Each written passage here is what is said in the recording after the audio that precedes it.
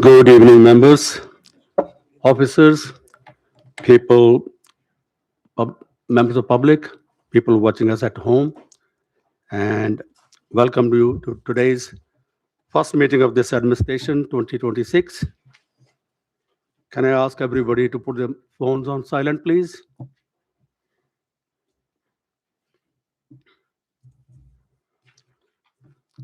Okay, as this is our first meeting, can we have an introduction, please? I'll start myself, Councillor Pritam Grewal from Hounslow Central, Chair of the Planning Committee. Jimmy Walsh, Legal Advisor to the committee. Hello, I'm Matthew Rees, Head of Development Management. Alejandra Niño, Character Officer. Leon Machissa, Deputy Area Planning Manager. Joanna Wu, Principal Transport Planner.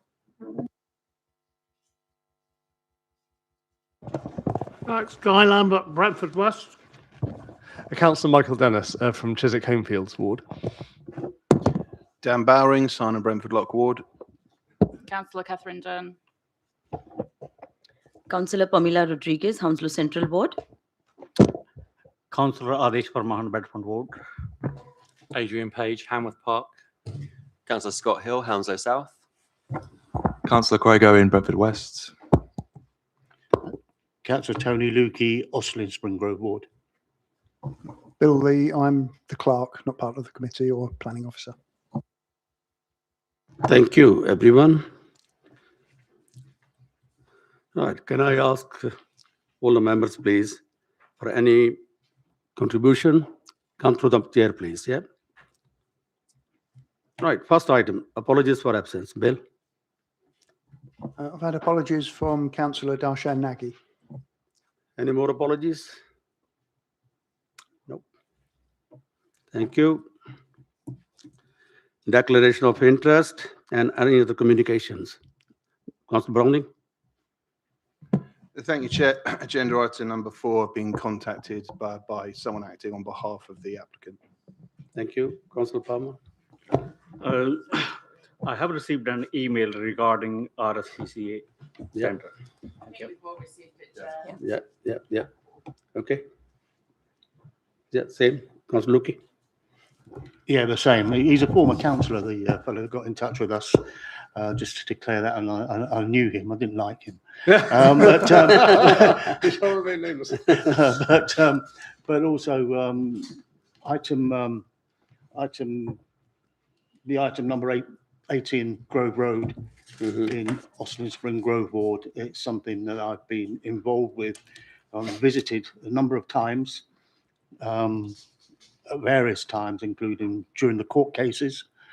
And also I've been there with the Director of Planning and Building, Mr. Lakavara, on a number of occasions, and met with neighbours affected by the ruin of that building in the past, and we may have somebody speaking on it today. Thank you, Tony. And I had an email and a phone call on item 4. Councillor Dennis? I've been contacted by an agent for agenda item number 4, but I also know the applicant for agenda item number 6, so I think I might sit out that one. If that, oh, well, in that case, well, if we all know him, I could sit it. I could resume my post.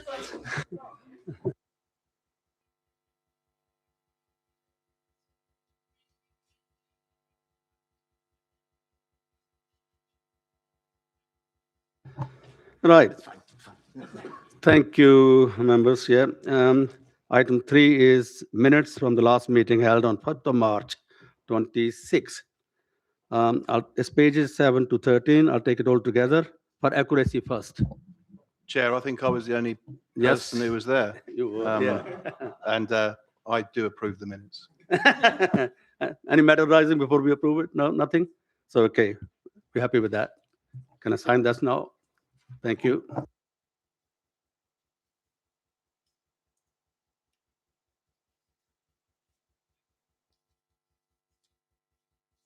Right, go to the business now. Item 4, RSPCA Center.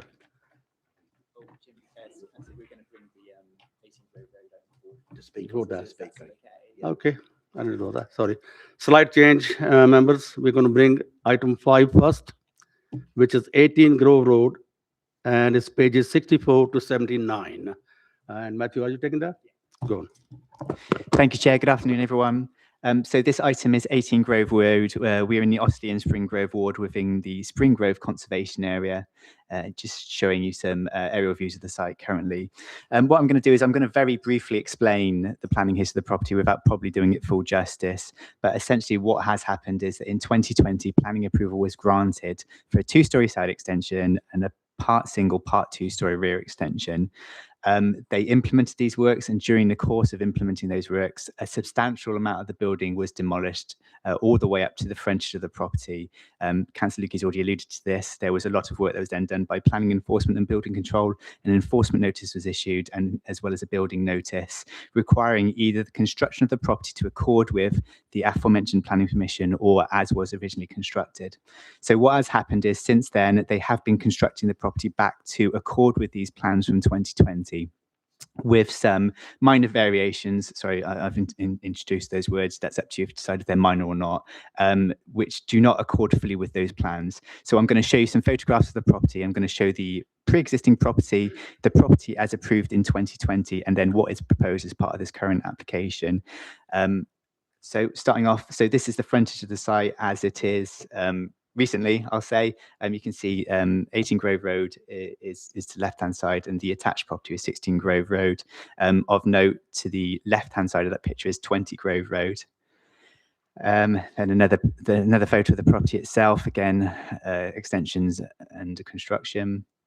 And then a rear view of the property, another rear view of the property, and the roof of the property. The reasoning we're showing you in that detail will be hopefully slightly clearer.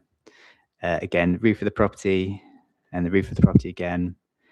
And this is a side door inserted into the left-hand side elevation. So this was the property as it was originally pre-existing before any of the building works were undertaking. So these are the floor plans, again, 2-storey semi-detached property. Some elevations of said property. Again, this is pre-existing. And these were the approved plans from 2020, the plans that they were implementing when they undertook the demolition works. So there's the site plan, the ground floor plan. So you can see 2-storey side extension, 2-storey rear extension, and part ground floor rear extension. And then moving up through the property to the roof plan, the elevations as approved, and a street view as approved. So this is proposed currently. I'll explain what the changes are briefly, and then I'll linger on a slide at the end, which shows them in a little bit more detail. So there is a side window and door. There is some rear sliding doors, the change to a window at first floor level, some amended roof lights, and some changes to the pitch of the roof, and some landscaping are different. So this is the site plan as proposed currently. This is the ground floor plan as proposed currently. Sorry, I do have a slide that better explains the differences, so I won't linger on these slides. First floor plan is proposed, loft floor plan is proposed, and the roof plan as currently proposed. So that's the front elevation as currently proposed, rear elevation as currently proposed, and then side elevation as currently proposed. So this slide is hopefully slightly more helpful. So what this slide is showing you is on the left-hand side is the approved application, and on the right-hand side are the changes from the approved elevation. So they've helpfully ringed on the right-hand side, top right corner, they've ringed the side door and the side window, which are the departures. They've also, in the bottom side, the sliding doors at ground floor level, the first floor balcony, and a roof light has changed together, which is that, sorry, it's the solar pipe, isn't it? The smaller ring thing. There's a solar pipe, which is the smaller ring on the bottom right-hand picture. And then if you look in a bit more detail, if you study them in a bit more detail, you'll note the roofs of the extensions have changed. Our understanding is we're informed this is a technical issue in coming to building out the property. So that is what is proposed in front of you. So just to be clear, in terms of what we're considering tonight, is we're not considering the application that's been approved in 2020. There is an enforcement notice requiring them to build back to those plans. So members are not deciding tonight about the approved scheme. The consideration of this application is the changes from that approved scheme, which are limited to, as I say, the proposed changes that are shown on the plans currently. If that's okay, I'll leave that and leave it to questions then. Thank you, Councillor. Thank you, Matthew. And before I take questions from members, members of public, please note the planning committee meetings are held in public, but are not public meetings. This means that only those who have requested to address the committee may speak at the meeting. Okay, so members, questions for Matthew? Yeah, Councillor Luki. Sorry, Chair, the speaker, Mr. Kangura, the next door neighbour, you got that? He's just arrived. Tell us, please, when was this noticed, and when did this come to the attention? This change, the new door, and the side window, the change from the approved plan.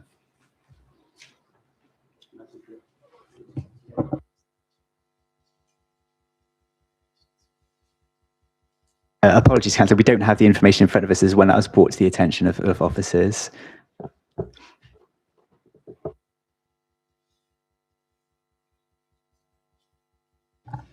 No? Thank you. Okay, can I now invite Mr. Tej Kangura, the objector? Is he there? Yep. Come to the seat, please. Mr. Kangura, you'll get 5 minutes when you start talking.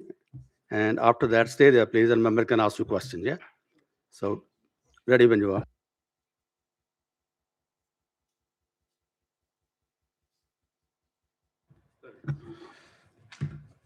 I'm going to read from here. Yeah. Okay. Chairman and members of the committee, thank you for allowing me to speak. My name is T. Kangura. I live immediately next door to 20 Grove Road. I appreciate that the officers have recommended approval for this application. However, I respectfully ask the committee to consider the impact on neighbouring residents and why so many objections have been made. For me, this application is not simply about a door or a window. It's whether residents accepted the original scheme in good faith and the planning inspector ultimately agreed with the settled scheme that residents were told to accept. Residents spent considerable time engaging with the planning process during 2020, 2021, 2022. Objections were submitted, discussions took place, and what was ultimately approved was accepted on the understanding that it would be built as approved and was ultimately summarised through the planning process and by the inspector. Instead, residents are now effectively being asked to accept a series of retrospective changes after the works have already taken place. My principal concern remains the introduction of a side service door and a side window where previously there was neither. The officer's report refers to side doors as being a common residential feature. Respectfully, that has not been my experience on Grove Road or part of the conservation area. The properties along the section of Grove Road generally do not have side service entrances, creating regular movement and activity alongside boundaries. One of the reasons accepted the original scheme was because the side service door was not part of the approved plans. If the side door makes no difference, then I would ask why it was not included in the plans that numerous residents were originally asked to comment upon. The reality is that it does make a difference. It changes how the side of the property functions and how the neighbouring residents experience that boundary. The new side door serves the kitchen and utility room and inevitably creates movement, activity and noise immediately adjacent to my property where none previously existed. Given its location, serving the kitchen, utility room and rear garden, is reasonable to expect that this entrance will become a regular used access point for the property. The property is also currently being actively marketed for sale. Therefore, the committee is not simply considering the preferences of the current owner, but the long-term implications of introducing a permanent side entrance that will remain with the property for future owners and occupiers. There was never planning permission for an external balcony at this property.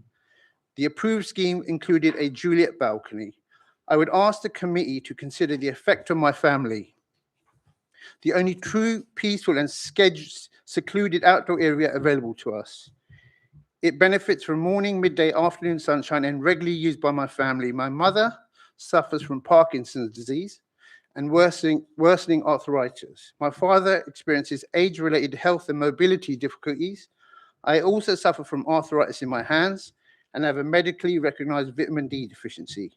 For all of us, the opportunity to sit outdoors, enjoy fresh air, sunlight and peaceful environment is extremely important to our well-being and quality of life. Immediately beyond our boundary at the Grove, there is already a substantial level of outdoor activity within the surrounding area, particularly during periods of good weather. I wish to be clear that I'm not complaining about neighboring uses or those who occupy them. However, the reality is that this makes the side area of our property one of the few places where my family can still enjoy a degree of peace, privacy, and tranquility. The introduction of a frequently used side service door serving the kitchen and utility room would bring additional movement, activity, noise directly alongside that space and would diminish the enjoyment of what is, for us, a particularly important part of our home. It will inevitably become the main garden access. The concern is not simply that people may occasionally use this door. 30 seconds, Speaker. Okay, well, I will just go back. I will go to this. I would also remind, our family has previously cooperated with the council in planning enforcement matters relating to this site, including proceedings connected with the unlawful demolition of the previous property. For this reason, we find this particularly disappointing that we are once again having to object to retrospective changes at this address. I respectfully ask the committee to refuse this retrospective application. I had to cut it short. I do have copies of my speech here. Thank you, Mr. Kangura. Just stay there, please. Members, questions for Mr. Kangura? Yeah, Councillor Bowring. Thank you for your presentation. Just a quick one. You were referring to the Juliet balcony, and I think overlooking of your garden. Is that right? Because they've written in their application that they've taken out a whole complete balcony, but that was misinformation. It was a Juliet balcony, so I just wanted to correct that. It's like they're saying they took out a balcony, but they didn't. They took out a Juliet. It's a Juliet balcony. Yeah. Thank you. Any more? Yeah. Councillor. Can I ask a question of officers? Is this the appropriate time or is it afterwards? Okay, fine. Right. No worries. Oh, just one from me. Hi. I'm thinking about the window. Is the window you're talking about? Does it look down on your property? This actually window doesn't. Yes. So my main concern is not really the window now because it's behind a fence. I see. Yes. My only objection since 2022 Yeah. was 2020 was no windows on the side, but at the top level, Yes. so they could see on this private bit. Yes. But what they've it was agreed. But what they've done is they've put a window, Yeah. which wasn't supposed to be there, and put a door now, Yes. which is going to cause constant noise. Yes. Okay. All right. Thank you. Any more questions? Yeah, Councillor Dunn. So does that mean the door is also behind a fence? It's behind a fence. Yeah, it's behind a fence.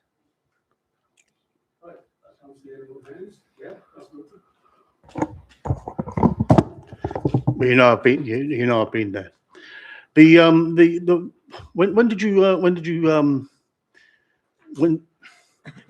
Let's talk about the door, which is a bone of contention for you. It's there was never a door there before. What was there before? Before the place was demolished? What was facing your house there? On the side there was a garage, just on its own, a garage next door to the fence, and there was, and then there was the house separate. And when the demolition was taking place, what made you aware of the demolition taking place, and made you realise that there was risks to your property with any development coming along?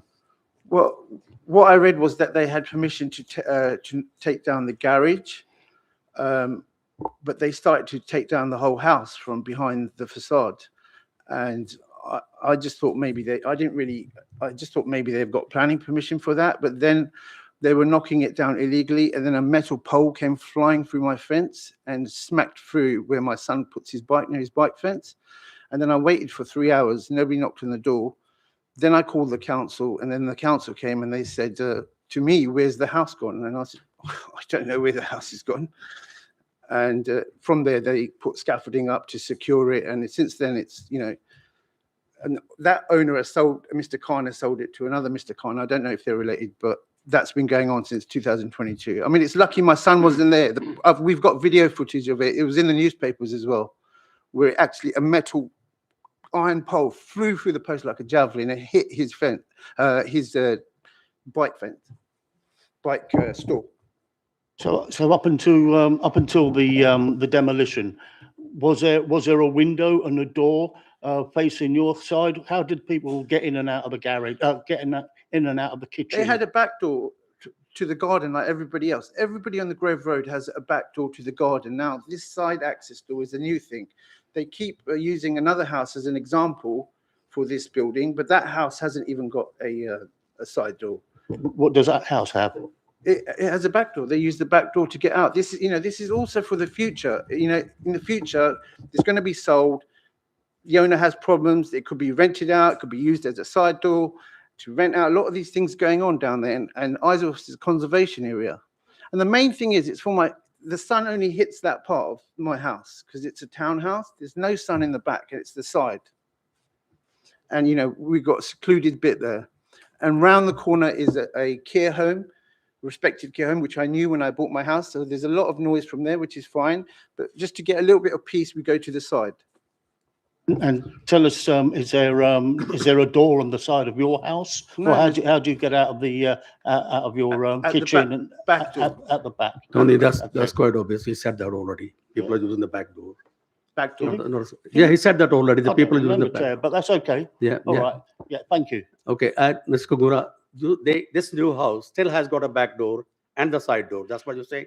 They've got a back door, and now they've put a side door just so they Yeah. can function the kitchen and the utility room. I mean, I've spoke to the builder as well of this property, and he Yeah. said, I really don't know why they've done this because it would have been fine just to have the back door. Thank you. Yeah. Yeah, thank you. Yeah, Councillor Dunn.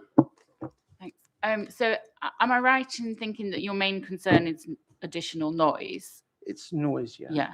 And what sort of noise are you anticipating, or do you already have, given that it's already in place, that's unacceptable to you? The noise, it's going to be used for deliveries, take that, the rubbish. It's going to be eventually used as the entrance to the garden. They're not going to go through the back.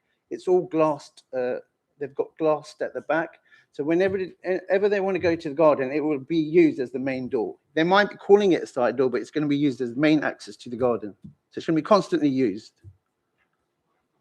And what size is the home that we're talking about? Or is this The next door house. Yeah. I think it's a 5-bedroom house they're building. So 5. Oh, it's okay. So there's a number of people living there. So it could be.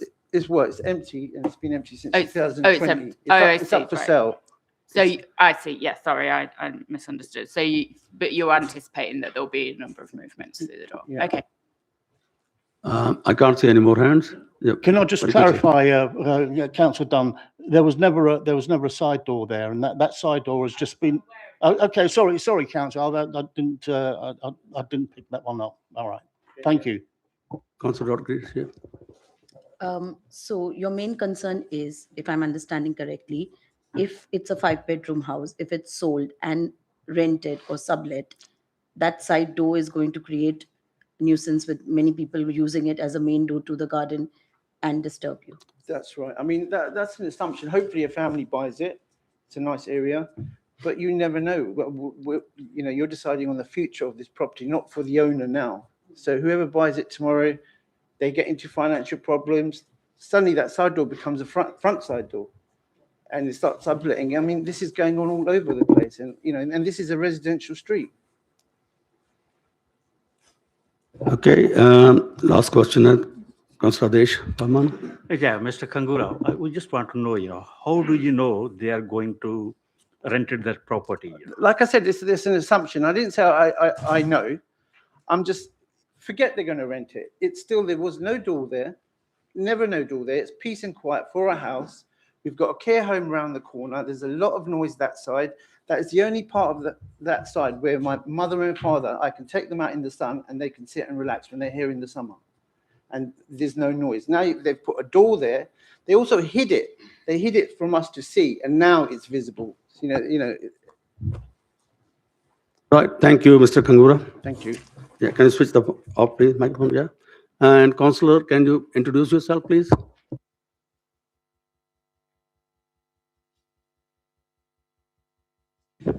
Councillor Conrad Brown. As you came late, you cannot take a part in this item. Okay. All right, thank you. Can I invite the applicant, please?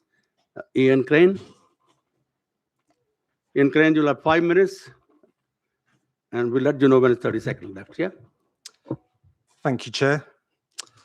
Bit of background on the project from our side. Our client purchased the site in 2024.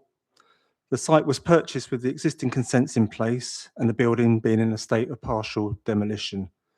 Our client has no connection with the previous owner or any connection to the demolition works that were carried out erroneously before they purchased the property. The proposals on site are being constructed to follow the approval from 2020 that was mentioned previously. The client is fully aware of the sensitivity of the site history and as a result has sought to work closely with neighbours and other stakeholders to ensure they've been kept updated and consulted on all elements of the build. The original planning consent was light on detailed information, and upon purchase of the property in 2024, one of the first activities the client undertook was to ensure that the site and the structure were made safe. Once the site was made safe, as is good practice, we commissioned a detailed measured survey to ensure that the approved plans correlated with the situation on site. During that process, it was noted that there were some minor discrepancies. The current owner has kept the council and all interested parties appraised of the works and the progress on site at all times and maintains a good relationship with the adjoining owner at number 16. Our client's main aim is aligned with that of the neighbours and genuine interested parties, which is to complete the works and reinstate the house as a functioning, refurbished home that is no longer a blight on the road. Understanding the history of the site, the client has been keen to ensure that all changes, however minor, are submitted for approval via the correct planning channels. And this is why we're here this evening. As the original planning permission was inherited as part of the purchase of the site, and the construction needs to follow and align with the retained and adjoining building built form on site, it is only natural that there is a requirement for some small adjustments to be made. The details set out in the application being discussed this evening, which we are pleased are fully supported by officers, fall into 4 main categories, all of which are very minor changes and complement the design of the host house, support the character of the conservation area, and will not adversely affect neighbours or a wider street scene beyond what one might expect from a normal family home. These changes are as follows. Minor changes to the roof form to ensure that the geometry of the adjoining house at number 16 ties in with the approved drawings. This is a construction necessity to ensure the roofs and walls line up between the properties. Reduction in the rear-facing windows and openings, which can only be seen as a positive in terms of maintaining and improving the character and reducing the noise and disturbance on neighbours. Addressing the lack of detail in regard to the front garden, a landscaping scheme was brought forward and is also part of his application. The proposals in that landscaping scheme will follow very much the format of the other roads, the other houses down Grove Road. The introduction of the ground floor side elevation window and door to a utility room only.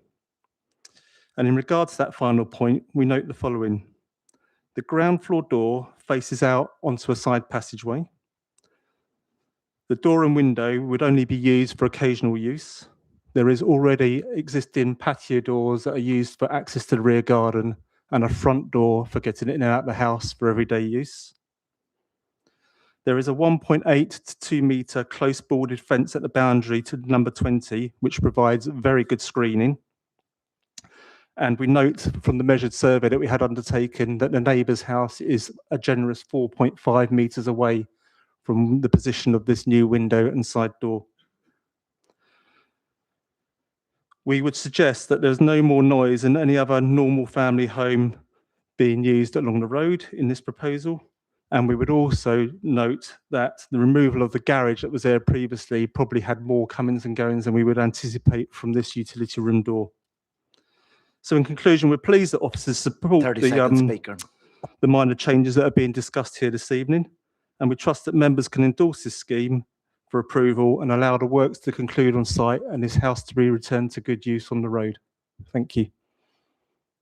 Thank you, Mr. Crane. Mr. Crane, can I ask you a question quickly? You said there is a door at the back at patio they normally use. And this one is for occasional use. What's the occasional use? And why did they put that door there when the door is already there at the back? So when we inherited the plans, I think as you can see on the screen at the moment, the proposals for the doors on the bottom left-hand image have patio doors which are about 8 to 9 meters wide, sliding doors. We find that that's quite big and invasive. So one of the things that we looked at was to reduce that down, so reduce the sort of the comings and goings through those sliding doors. And then the side door for the utility room was really just for functional use. So you wouldn't be using either of those two doors more often. It's just a division of how those doors are used. Thank you. Members, questions? Yeah. Councillor Hill. Can you help me understand access to this new side door versus access to the pre-existing back door? Has it changed in any way? Well, if you were coming in the original scheme that we inherited that had approval, if you wanted to access the back patio doors, you'd still have to go down the side passageway from the front gate. So you'd still be making that journey. You'd just be entering the property on the door on the side rather than walking all the way down and then coming through the patio doors on the rear. So my footfall as a resident would be the same, going this new side door versus the old back door? Yes, that's correct. Any more questions? Yeah, Councillor Lukey. I did encounter this this build when I was with your architect and the director of planning a few months back before it came here. When asked when did this when our officers' attention was drawn to this, they couldn't remember. But you said that you've been keeping them in touch all along. Who should I believe? Sorry, what's your question? Our officer earlier on said they. I asked them when they were made aware of this this change of the side entrance, and they said they couldn't remember. But you said just now you've been keeping them in touch all along. Who should I believe? Well, we have been keeping them in touch, but the officers can't remember this evening. But if you'd like to ask me, I could tell you when we first discussed it with the planners. Yeah, go on then. You would like me to answer that question? Yes, I haven't had an answer from either of you yet. We highlighted this change with our client at around the turn of the year. We approached officers to find out what process we'd need to go through to get the changes regularised. We were advised by officers that we'd have to submit an application, which we did in February time. We had that scheme validated in March, and we're here this evening in June having it determined. The client took the decision to keep carrying on with construction on site because they're aware of the sensitivity of the building being vacant for a long time. So the door was constructed before you had made planning application, before we visited. Well, you know, or do I ask the officer to explain? Well, the decision was taken to continue with the construction of the house. Who And decided, you or the our council? client decided. The planners didn't have a view on that.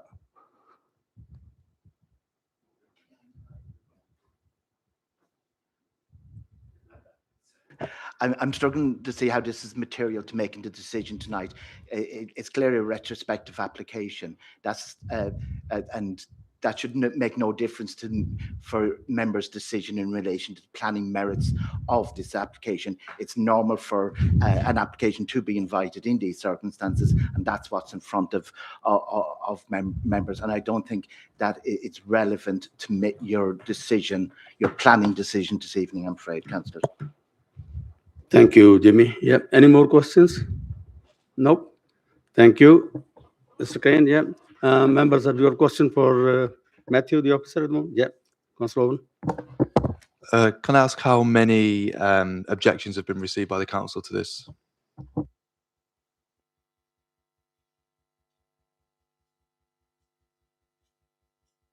So it's about 17 objections from 8 addresses, Councillor. 17, sorry. Yeah. And what is the nature of the objections in summary? Yeah, so I think it's the enforcement case mainly. So that's summarised in section 5.1 of the report, and we can run through them for you if you'd like. More questions? Right, it's open for debate. Members? Yeah, Councillor Lucky. I have a few comments on this, and I want first of all, the Juliet balcony door is incidental. This is not the main issue here in terms of this application. The ambition with this development, if you look at the development on the pictures on the left-hand side, the downstairs pictures on the left-hand side compared to the pictures there, and if you remember the photograph up on the screen earlier, to the right-hand side is a large concrete block wall now facing the garden, rather than which now has facilitated has allowed the ambition to build a door and a window right against the house opposite, where there is no door. At number 20, there's a window, but that's about it. And they use the rear space. But previously, the permission that we've got there, there was no access to the side. That was approved by the inspector following the court case. I know it's not the same applicant, but there's been a lot of difficulty with this one since. The fact that there's obscure glazing on the door that exists at the moment, we did see that, although it was hidden for a while, and the window. The obscure glazing means very little because unless the door stays shut. The door will open and there'll be movement through that door, where there was never any movement on the west side of that house at number 18, Grove Road. So this is a real material change, allowing that access on the side there.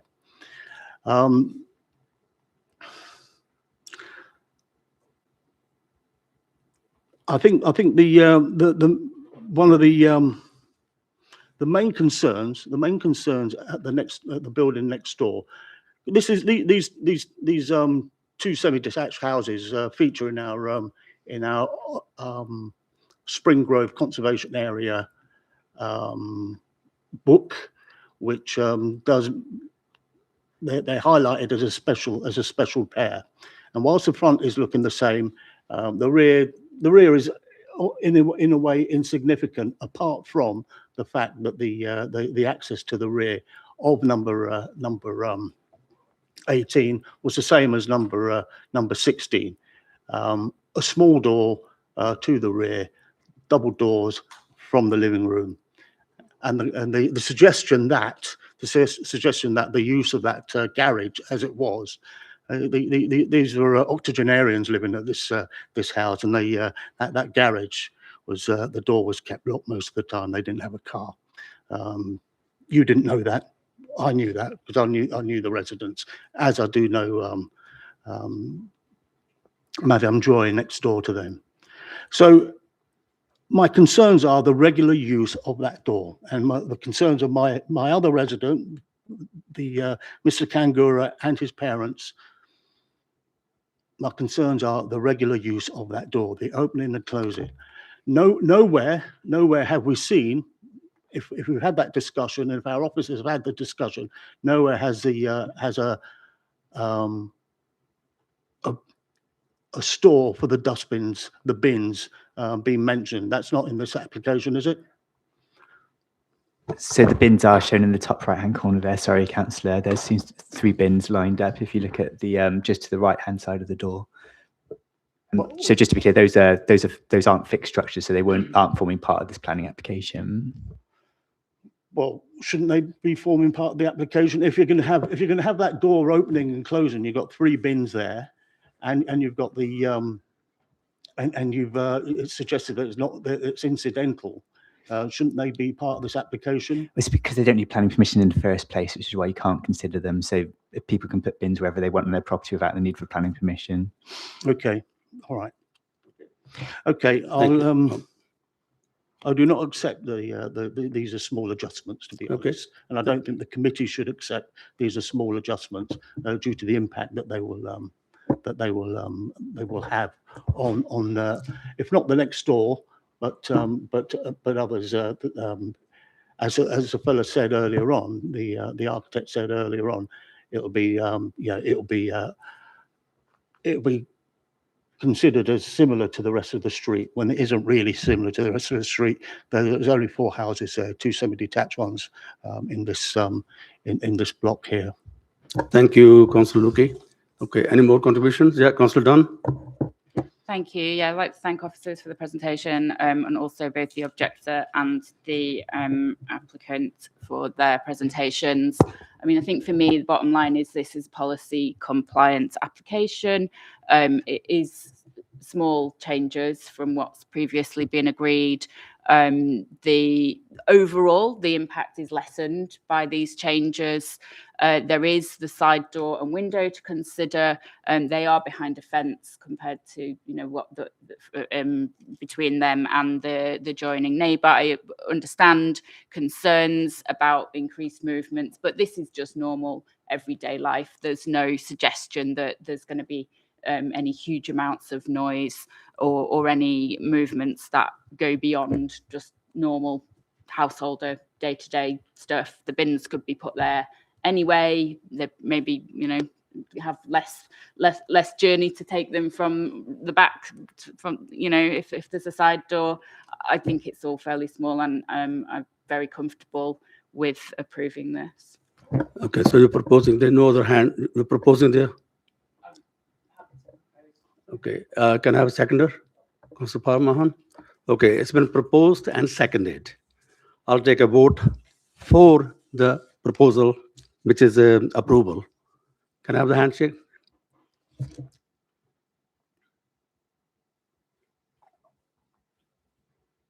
Can you take a note? Yeah. Against? 1. Abstentions? 1 abstention there. So clear there. How many votes?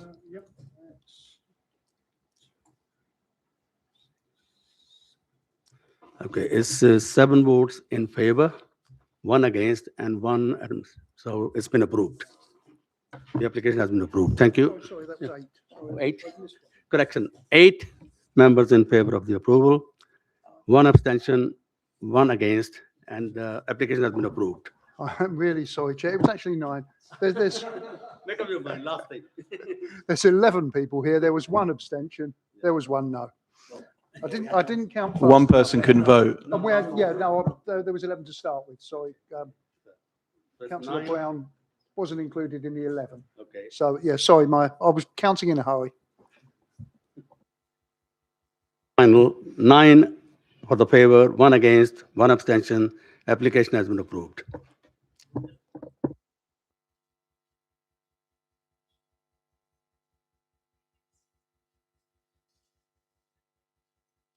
Right.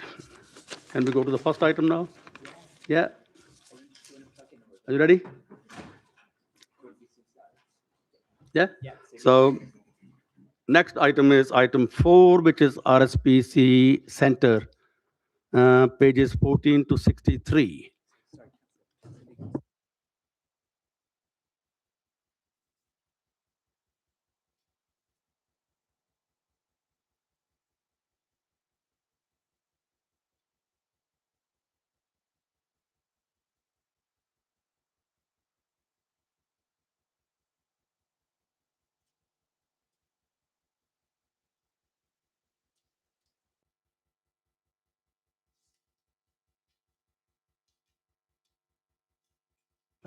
Could I add apologies for Councillor Garrawell, please? He's just told me he's in Paris. So, Okay. thanks. Yeah. Any excuse.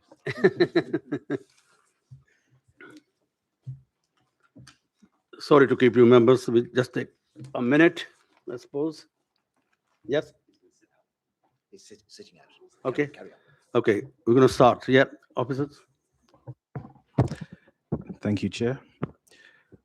Good evening, councillors, applicants, residents, and those viewing via the council's YouTube channel. The scheme before members tonight is RSPCA Centre on Burkitt Close. The application is brought to members as a major development with a legal agreement. On the screen, you can see the site plan and some annotations in terms of key points of interest around the site. So the site is highlighted there in yellow, and adjoining the site is Grand Union Canal, which is to the north, which also forms part of the canal side conservation area. Immediately to the east is Woolfields Primary School. Woolfields Primary School, as you can see there from the purple line, is outside of Hounslow's boundary. The site is an edge development bordering the London Borough of Ealing. So outside that purple line, you can see Woolfield Primary School, which is in the Norwood Green Conservation Area. Also highlighted there is number 196 and 198 Norwood Road, and that's a grade listed building in the distance. Turning our attention to the north of the canal, also within the London Borough of Ealing, there is mixed-use developments, including Gibson Point and also Whitley Industrial Estate. Adelaide Dock is there. Within the Hounslow side of the borough, there's Jessup Avenue and Barnes Avenue. At present, there's no access into the site through those streets. The site is completely fenced off. The site itself is on the northern edge of the London Borough of Hounslow boundary. It's adjacent to the Grand Union Canal. It borders the London Borough of Ealing to the north and the east. The site access is off Norwood Road, as you can see on the presentation. So that's a junction leading up to the site, which is in the London Borough of Hounslow. The existing access into the site when the site was operated by the RSPCA was there just on the eastern edge of the site where the gates are shown there. We're looking east along Burkitt Close. You can see existing buildings within the site. The site itself comprises 7 existing single-story buildings within the site. The site is currently vacant and has been since 2020. If you continue along. Yep, so this is just a demolition plan showing the existing buildings on site, highlighted in red, 7 buildings within the site itself. And here are some photographs of some of the existing buildings. So the site formed a category in terms of its lawful use. And here is an image looking north from Jessup Avenue. And this is a junction on Jessup and Barnes Avenue. And this is a view of the site from the fenced off area just on Barnes Avenue. So this is a view looking at the site from the towpath of the Grand Union Canal, just on the other side within the London Borough of Ealing's boundary.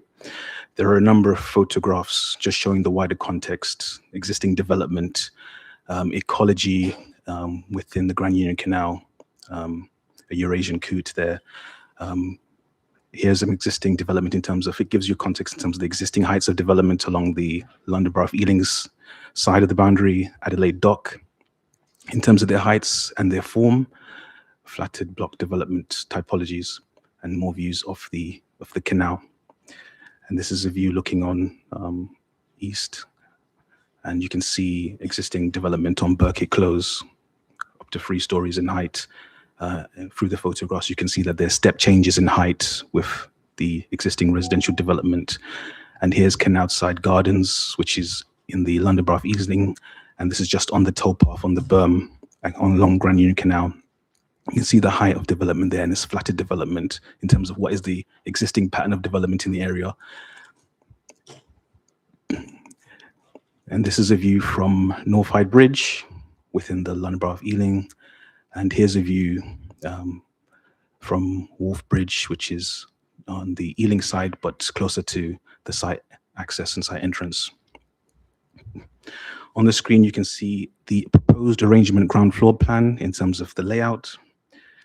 What we'll do is we'll just give an overview of the proposal. So starting there, we have a proposal for the erection of a 3 to 5 story block of flats containing 66 self-contained dwellings, Class C3.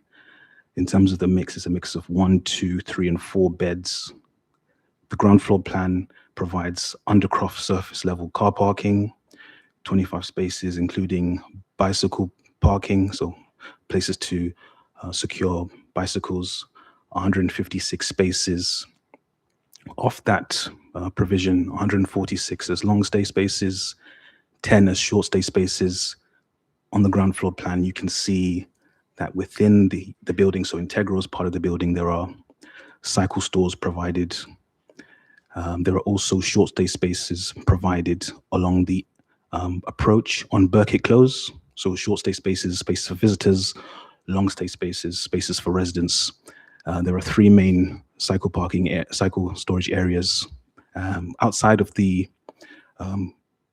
ground floor of the building, there's a cycle store just adjacent to the communal amenity space, just on the bottom left-hand corner. And that's adjacent to the communal amenity space, the play space. And there are pedestrian paths provided on either side of that building, including secure access through the site from Jessup and Barnes Avenue.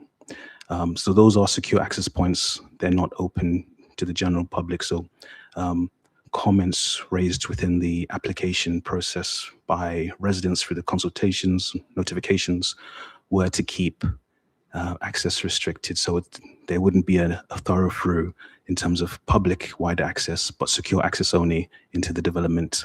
And within the development, there are pedestrian paths connecting up the amenity space with the access points into the building.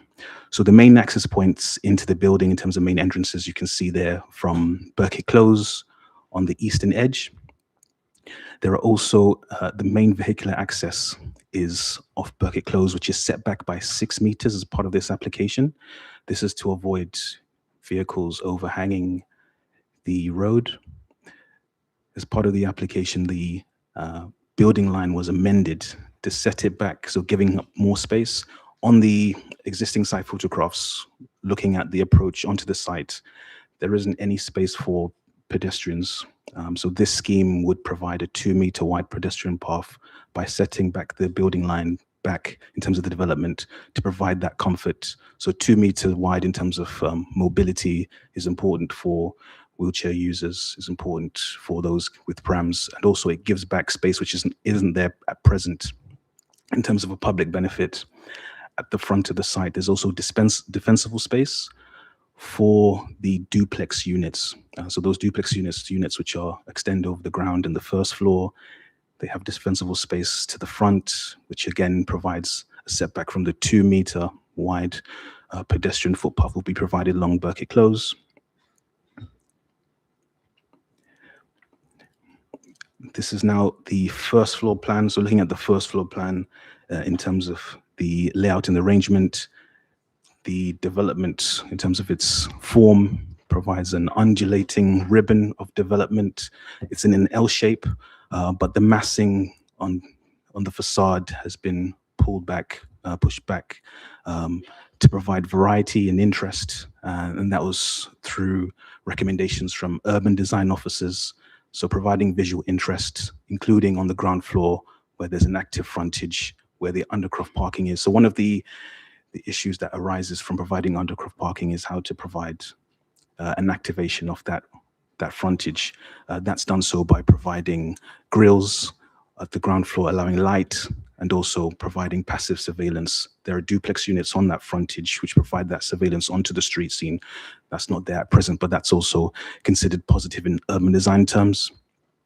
During the course of the application, we received consultation comments from our neighbouring authorities, so Ealing. That was also a recommendation from the London Borough of Ealing. They have no objection to the application in its current form and have requested conditions and a Section 106 obligation relating to highway works, which is included in the addendum. I also just want to make sure I mention just a verbal update to the addendum in terms of the Section 106 as of terms. So a transport obligation to include is a car club operator agreement. There's already a car club membership obligation. A car club operator agreement will be included in the Section 106 sets of terms. A letter from Enterprise proposing up to 2 vehicles on a 3-year rolling contract, starting with 1 vehicle, was submitted during the application stage, but that was omitted in the heads of terms, but that is being included now. As a reminder, the proposed car club membership includes a 3-year membership incentive for first-time occupiers of the development and £50 driving credit. So multiple residents at the same address qualify for the incentive throughout the contracted period, so long as they are first-time occupiers. In addition, under the housing obligations would be amended as follows. Accessible wheelchair units is 6 and not 9. So wheelchair accessible dwellings meeting building regulations M43 Part 2B, and also will be subject to further discussion and detail under the Section 106 with the council's occupation therapy team, looking at the interiors to require accessible adaptation in line with specifications involving turning areas, doorways, fixtures and fittings. Okay, so back to the floor plans. Sorry? Okay, so back to the floor plans. The ground floor and the first floor plans, there's in terms of variance, the upper floors typically are less length in terms of depth of the units. The first floor has the longest depth in terms of the units, giving they provide duplex units, but on the second, third, and fourth floor, shorter depth units. But in terms of the heights, it's a range of 3 to 5 stories. Where there are adjacent neighboring properties like 69 Barnes Avenue on one end on the western edge of the site, the heights are limited. So there's a step change. At the start of the presentation, I mentioned the existing pattern of development where there are step changes shown from 2 to 3 stories on the Hounslow side, and also on the Ealing side. There are also step changes at Gibson Point in terms of how the heights go up, but the heights are much higher along the Ealing side of the boundary, which provides a response to the waterfront in terms of waterfront development. The tallest section of the development goes up to 5 stories, and that's furthest away from any neighboring properties. It's there on the eastern edge, and that's over Block B. And the development is divided up into 3 blocks, 1 building, 3 blocks. Block A, which is on the western side, Block B towards the center and the eastern side, and Block C towards the south of the site. And Block B provides the tallest element away from neighboring properties, but is adjacent to the playing fields of Woolfield Primary School. In terms of comments received at application stage, the amendments have included louvered screening along that section and also within the development in terms of balconies to balconies. But on that side, louver screening is proposed to address any issues of privacy, given the separation distances, the lack of residential development, and the mitigation proposed. Officers consider the approach acceptable. And the tallest element, again, is away from any existing neighboring properties. And there is that large communal amenity space within the center of the site. In terms of urban design principles, the communal amenity space is south-facing, and that benefits from solar gain. And given the shape of the development in an L shape, that space is overlooked, providing good surveillance, and also provides a range of play space. In terms of the play space provisions,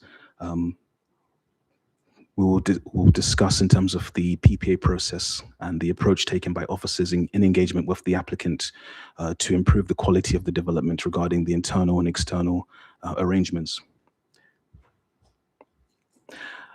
And on the screen now, we have some 3D visualizations of the development looking from east to west from the Grand Union Canal, and across from the Grand Union Canal looking west to east, and west to east again from Burkitt Close, and views from Barnes Avenue and Jessup Avenue. So in terms of the existing arrangement, you can see that there is no access. They're all boarded off, fenced off, but there's secure access for future occupiers of the development. But taking in consideration comments raised through the public engagement that the applicant undertook, there were actually 2 stages of public engagement. Initially, before the application was submitted, and during the application stage, a further round of public engagement. And one of the comments was to keep that fence line there, and that was heeded by the developer. I'll just, for the interest of time, just go through some of the key highlights in terms of the scheme. The scheme is for completely private rent, so no affordable housing is provided on this site.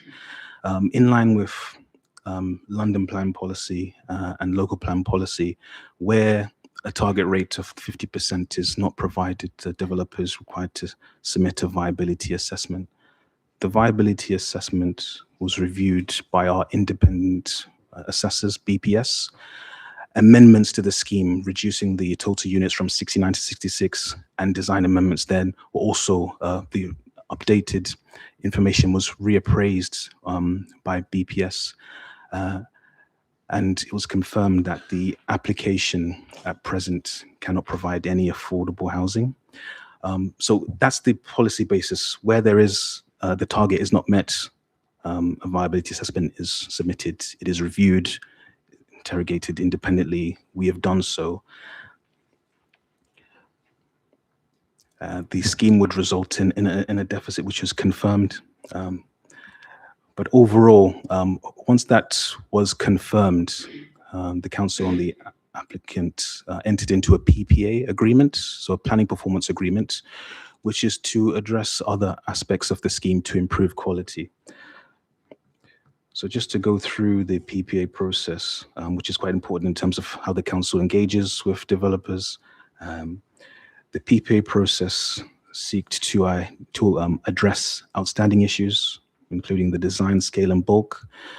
So in terms of the design, scale, and bulk, the height of the development responds to adjacent residential development in terms of how it steps up in height, with the highest element being furthest away from adjoining occupiers.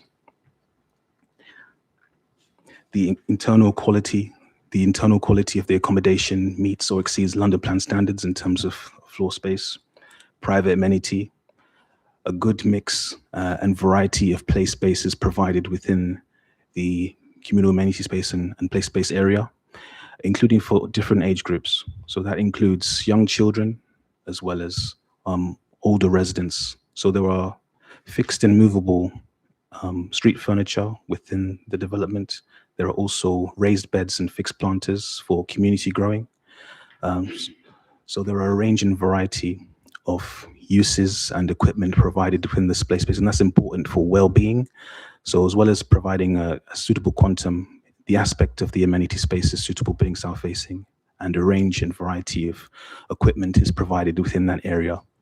And that generally was the consideration during the PPA process. So quality of accommodation, amenity and play space, as well as transport. So with transport, a policy compliant amount of car parking is provided, although the London plan does seek car-free development. Given the low PTAL of the site and the existing high parking stress, car parking is required in order not to result in overspill parking. Also, this is an edge of boundary site, so it's also to avoid overspill into the neighboring borough. So the development itself provides suitable car parking arrangements on site, as well as mitigation in terms of encouraging sustainable modes of transport through the provision of cycle parking. So in regards to cycle parking, already mentioned 156 cycle parking spaces, 146 long stay, 10 short stay, 5% is required as cargo bike parking. So that would require about 8. The development provides 8, so provides 10. So an uplift of 2 above the requirements of cargo bike parking. The ground floor layout and the surface car park will provide EV bays, also accessible blue badge bays. Those will be managed in terms of the arrangements and the details under a car park management plan. We would look to ensure that active and passive bays are provided as part of the Clark Hub proposal. Enterprise will be looking to provide EV vehicles where there is existing charging points on site. So we'll be looking to ensure that that's included. The proposal also provides transport concessions. So in terms of rail and also the concessions will be provided for first-time occupiers of the development, a £60 credit. And other aspects of the development in terms of ecology. So throughout the process, the Canal and River Trust were consulted on the application. In their latest comments, they've requested conditions, including a COP, CMP, and as part of the application, the baseline conditions of the site were considered, area and linear habitats within the biodiversity net gain plan, the baseline on the site, which provides a number of trees, as well as hard standing through the existing buildings. There'll be an uplift there in terms of the provision of improvements. So on area linear habitats, in terms of the units, 98.29% gain is targeted on the site. This will be secured via a planning obligation. In terms of hedgerow units, 1,147.35 gain is targeted on site. This will be secured via planning obligation. The site is within 10 meters of the riparian area of the Grand Union Canal. The Canal and River Trust is a statutory consultee, and they've provided comments on the application as mentioned. A 10% enhancement is targeted as part of the application. A river condition assessment has been included, looking at the baseline conditions of the canal. There are conditions included within the application to ensure that through the construction phase, regards to air quality, noise, and impacts on the ecology, that these are minimized. So a number of conditions are secured there, and through the biodiversity net gain planning obligation, the improvements on site and also purchased off-site credits will be secured. In terms of energy and sustainability of the development, a 70% reduction in carbon emissions is targeted. The proposal will provide air source heat pumps as a heating method, and also for electricity generation, PV panels on the roof. The roof space would be maximized. A fabric-first approach is employed, ensuring good levels in terms of insulation for walls, ceilings, and floors. To suitably offset the residual carbon, a contribution to the council's carbon fund will be secured via planning obligation. In terms of the planning balance, overall, while the proposal does not provide any affordable housing, in line with relevant policy, London Plan Policy H5, Local Plan Policy SE2, this has been assessed. Our independent assessors identified that the scheme cannot viably deliver any policy compliant level of affordable housing at the current time. A late stage viability assessment is included in accordance with London Plan Policy H5 and Local Plan Policy SE2. The PPA process has brought about improvements in the quality of their proposal, including the internal and external environment. The internal floor space meets or exceeds London Plan standards. The amendments have optimized play space and pedestrian routes within the scheme and to the frontage along Burkitt Close. The amendments have also sought to safeguard privacy and minimize the impact of the development on the amenity of adjoining occupiers. Also through the design amendments, the development would increase the setback from the site boundary, providing real public benefits in terms of walking and access along Burkitt Close, fronting the canal. So that would suitably improve access to nature and also safety, because it's quite a narrow road and there's only a pavement on one side, which is by the Grand Union Canal. Officers are recommending approval. Should members grant resolution for approval, this scheme is considered to be a sustainable development. It would deliver benefits to the borough, redeveloping a brownfield site which is currently vacant. The RSPCA have submitted a letter confirming that the site is no longer suitable in terms of operations. The site is not designated or under any allocation within the emerging or current adopted local plan. The site, as a wider site, is within the Southall Opportunity Area, and that just means that it's an area earmarked for residential and commercial development, and this is set out in the London Plan. It's an underutilized vacant site, so this development will provide much needed housing on the development and also improve the public realm, the quality of the area, and deliver improvements to the junction as part of the Section 106 obligations. Improvements will be provided along the junction on the Ealing side and as well as to the London Borough of Hounslow.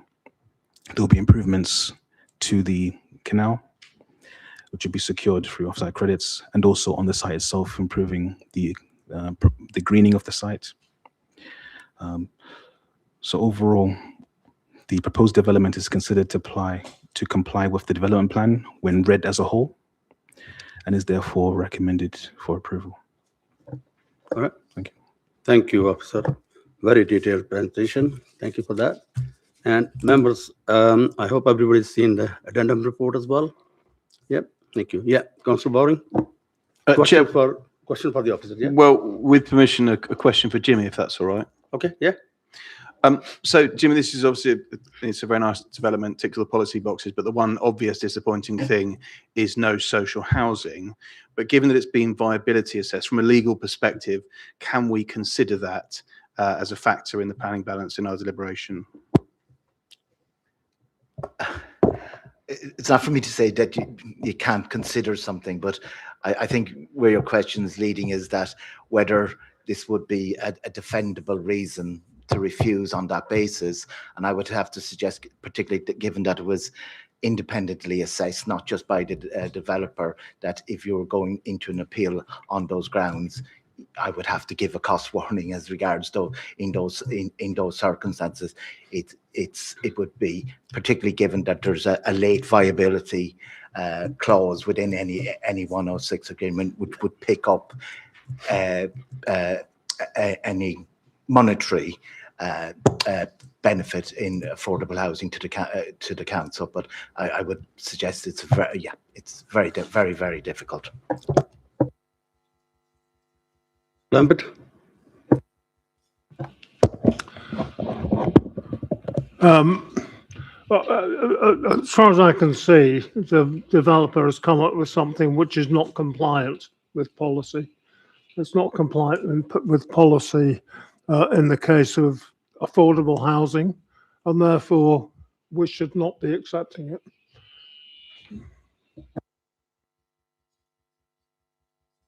So just to be clear, the policies, viability runs through all policies from a national level down to a local level. So to say it's not got affordable housing is not conflicting with policy. It's a policy that seeks to secure the maximum amount of affordable housing. So just to be clear, it's not contrary to policy in proposing it in this manner. It's just not providing the affordable housing that obviously the policy seeks to secure.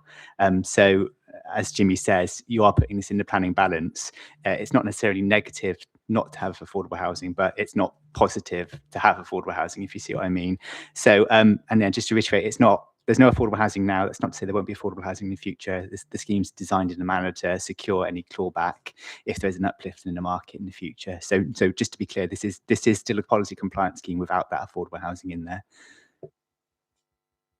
Okay, any more questions? Yeah, Councillor Dunn first.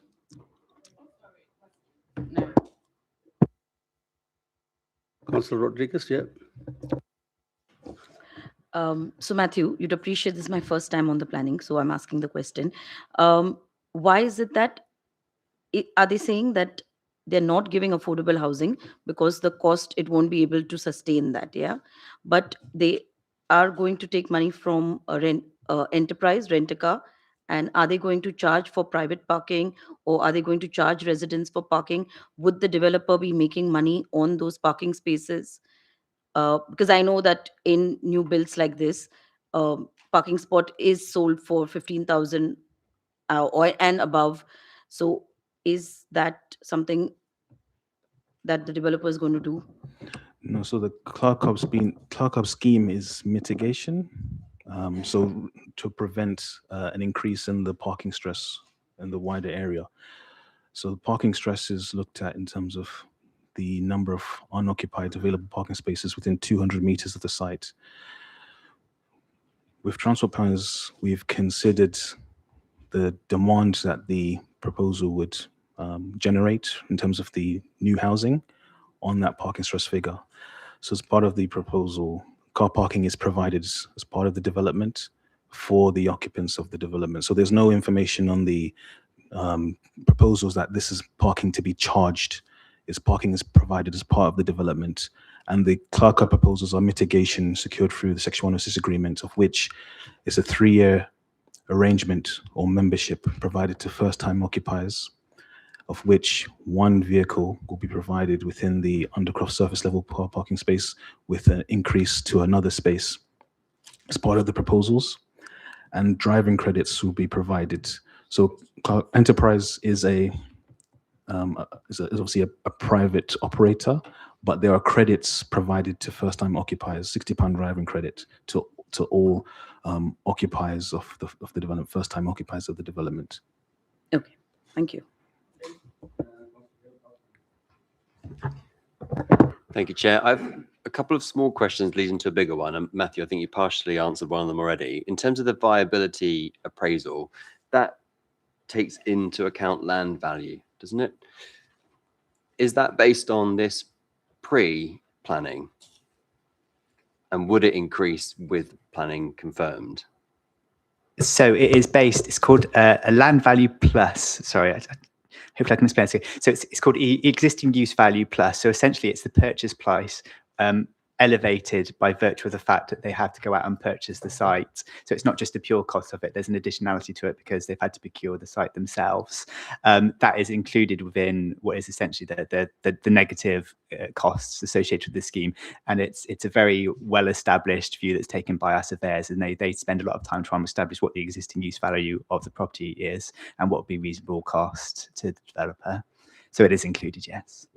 So it'd be reasonable to assume if planning were confirmed, the value would increase. And would that affect, i.e. improve the viability?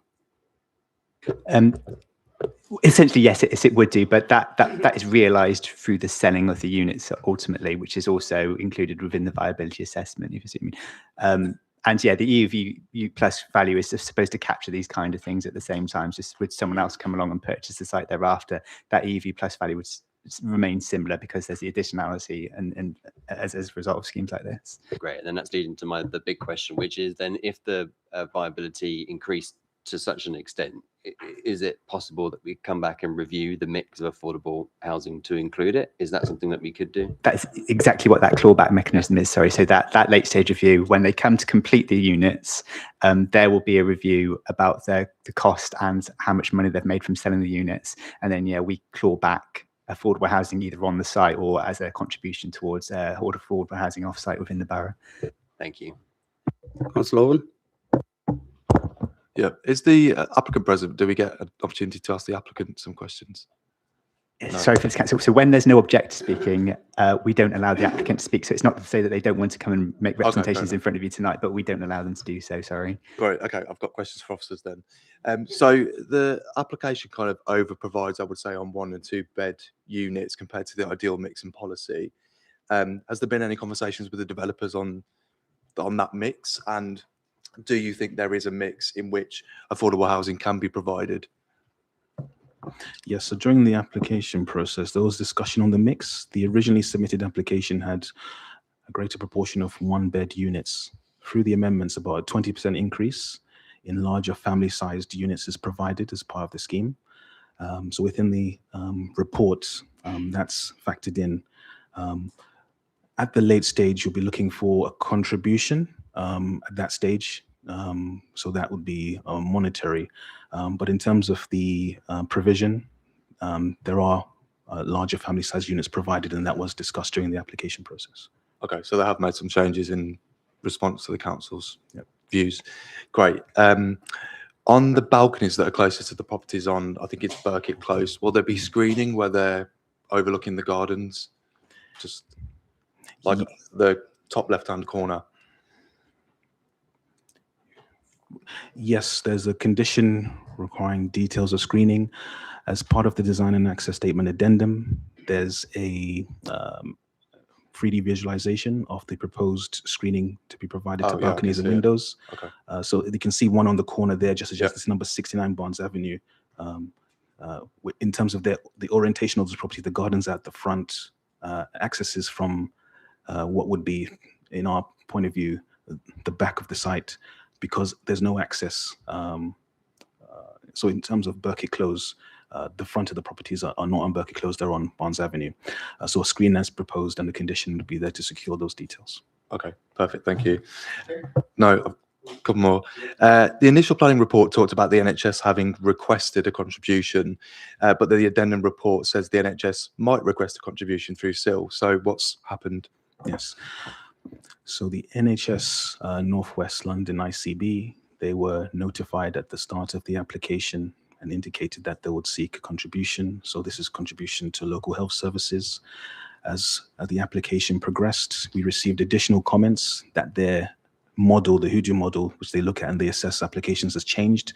So they look generally at larger developments, typically 100 units above, where they would request a financial contribution to local health services immediately. In this case, because of the amount of the quantum of development, they'll be looking to secure that through a bid through SIL instead.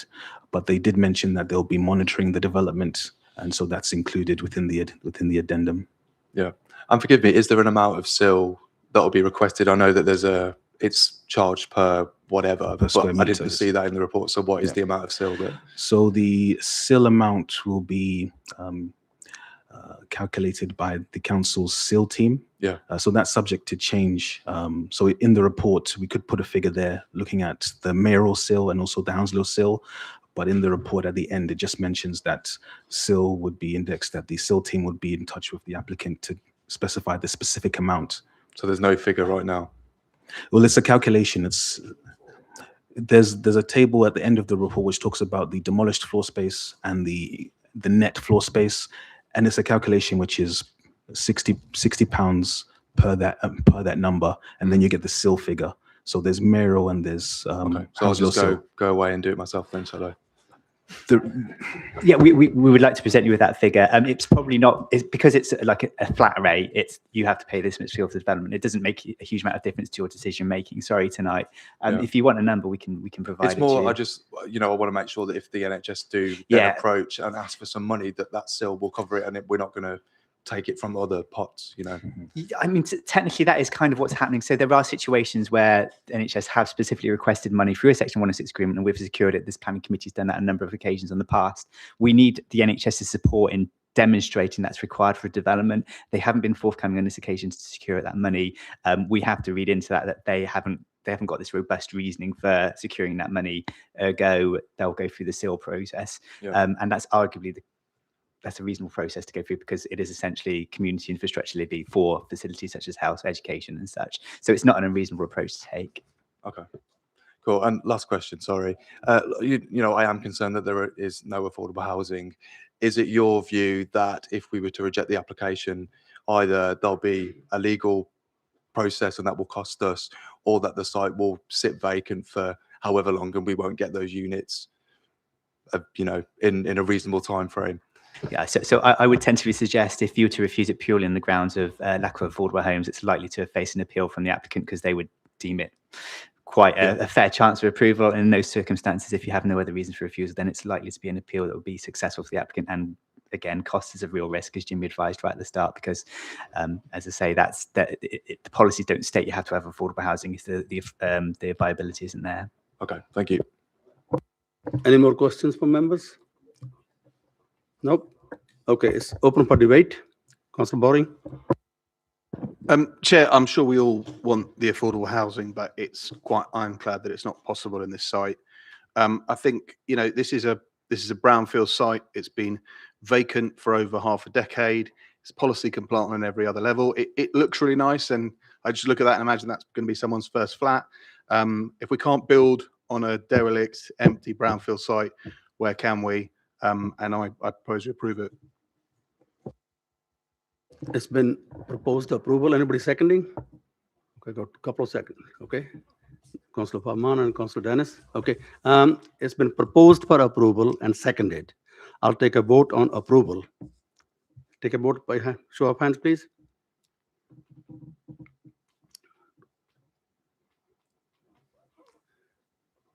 Nine, yeah. Against? One against. No abstentions? No abstention. Okay, so it's 9, 10. 10 because Councillor Brown is back in. Councillor Luke is out. We've had a tag. Okay, so 10 votes for approval, 1 against. Application has been approved.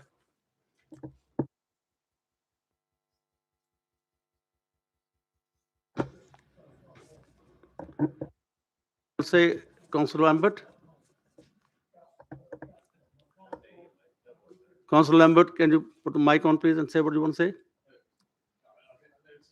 Okay, yeah, fine. Thank you. Right. Sorry, I will make a public comment. Why do we bother with policies? 2 important policies are ignored, and ignored on the basis that the developer has not produced a proposal which conforms. Therefore, we say, okay, then.